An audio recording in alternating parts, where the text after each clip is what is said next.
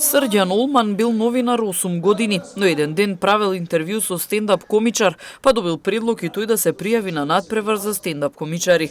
Што се случило понатаму, раскажува овој стендап комичар кој вчера вечер настапи пред тетовци. На крају сам победио на том такмичењу. На крајот победив на тој надпревар. Се појавив како анонимен, но победив. Имаше 50 до 60 комичари од цела Србија, па си реков дека веројатно имам некој потенцијал и талент што победив. Па еве, ова го работам веќе 6 до 7 години.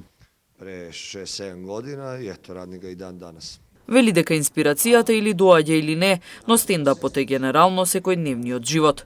Тој прв пат доаѓа во Тетово. Био се у Македонија, не знам, можда Бојан знаа. Сум бил во Македонија 3 до 4 пати, но во Тетово сум за прв пат. Убаво ми е кога некаде доаѓам во некој нов град. Се разбира, сакам и да се вратам во некој град каде што веќе сум настапувал. Тоа значи дека било добро, дека луѓето те сакаат, но исто така сакам да откривам нови градови. Например, дознав дека Тетово е град во кој има река која нема вода, така што убаво е да научите нешто кога одите во нов град.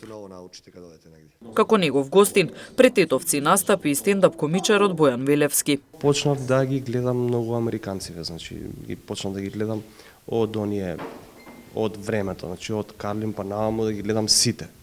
И почнав да селектирам, да разгледувам, па почнав да барам маца литература на интернет, некои мои пријатели од Америка да ми носат маца литература, да читам, да гледам нешто, некои документарци што беа снимени за стендап натаму. И полека изградив некој став, некоја желба дека ја ова сакам да го правам.